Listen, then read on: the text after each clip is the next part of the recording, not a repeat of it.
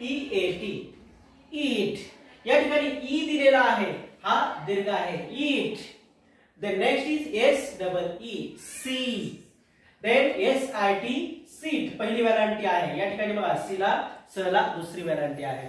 त्यानंतर बघा PEN pen, BAT bat.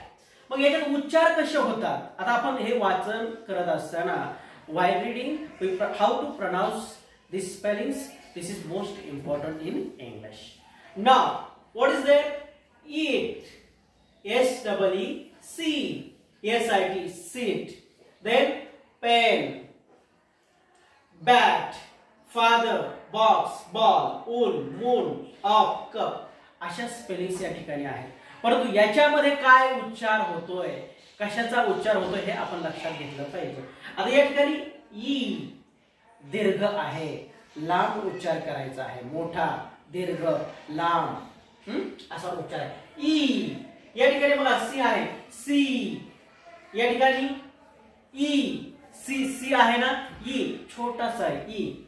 पे N पे पे ए काय होतो, ए चा उच्चार होतो ए. या ठिकाणी बघा बॅट ॲ चा उच्चार होतो बॅट ॲ अ. हे तुम्हाला माहिती आहे, हे दोन जे साऊंड्स आहेत ते इंग्रजी मधून मराठीत घेतलेले आहेत. बॅट बॉल ॲ आणि अ हे इंग्रजी मधून मराठीमध्ये घेतलेले आहेत. ॲ बॅट. देन फादर आ फा फ आ फा. देन बॉक्स या ठिकाणी बघा ॲ जसं आलं तसं या ठिकाणी अ आहे.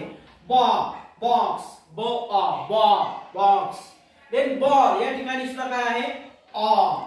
या ठिकाणी ऊ बघा ऊ आहे पण कोणता आहे ऊ बारक छोट. ओके. त्यानंतर बघा मून हा कोणता आहे, दुसरा उकार दिलेला आहे म्हणून काय आहे दीर्घ आहे. दुसरा उकार दुसरी व्हॅलांटी असेल तर ते दीर्घ असतं. अप या ठिकाणी काय आहे अ.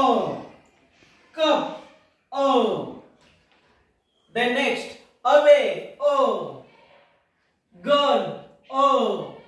गर्ल. देन नेक्स्ट गेट बघा ए ला दीर्घ अशा पद्धतीने ए. त्यानंतर बघा बोट ओ. या ठिकाणी आपण बघतोय अशा पद्धतीने एस सारखं सिंबॉल आहे ओ ए. मग विद्यार्थी मित्रांनो या ठिकाणी आपण बघितलं ई. या ठिकाणी आपण बघितलं ही सुद्धा ईच आहे, ही पहिली ई आहे ए. मग हे काय ई आहे ई ई ई ॲ ए आ अ उ ऊ अ. देन नेक्स्ट अ ए ओ. हे सगळे काय आहेत स्वर आहेत. स्वर याला इंग्लिश मध्ये काय म्हणतात वावल्स. काय म्हणतात वावल्स. हा. मग आता याच्यामध्ये ध्वनी चिन्ह म्हणजे साऊंड आवाज. आपण म्हणतो का साऊंड, डीजेचा साऊंड, याचा साऊंड म्हणजे ध्वनी. साऊंड म्हणजे ध्वनी आणि चिन्ह म्हणजे सिम्बॉल आहे. साऊंड असणारे काय ते साऊंड आहे, तो ध्वनी आहे. त्याच्यासाठी चिन्ह आहे. तो ध्वनी कसा लिहायचा, आपण बोलत असताना बोलतो आ, परंतु लिहित असताना त्याचं एक चिन्ह आहे आ साठीचं. तसं ध्वनी साऊंड चिन्ह सिम्बॉल आहेत आणि हे लिहिले आहेत. त्याच्यामध्ये काय आहे स्वर वावल्स अँड नंतर जे आहेत त्यांना कॉन्सोनंट्स असं म्हटलं जातं. तर मग किती इंग्लिश मध्ये A E I O U. आता हे स्वर जे आहेत ते कोणते आहेत A E I O U. बऱ्याच ठिकाणी तुम्हाला काय दिसतील यापैकी A E I O U 5 vowels असतील. आता या ठिकाणी आपण बघूया ई आहे ए आहे ई.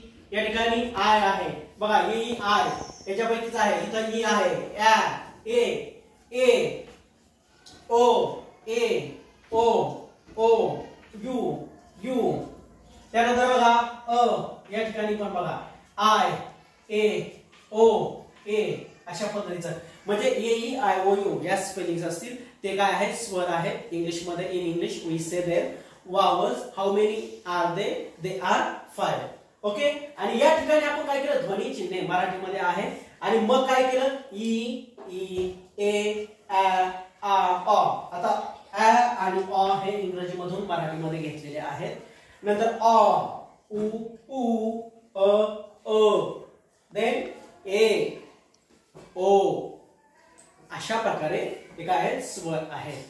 तर विद्यार्थी मित्रांनो आपण अशा पद्धतीचे हे समजून घेऊन वाचन करत असताना while reading we have to give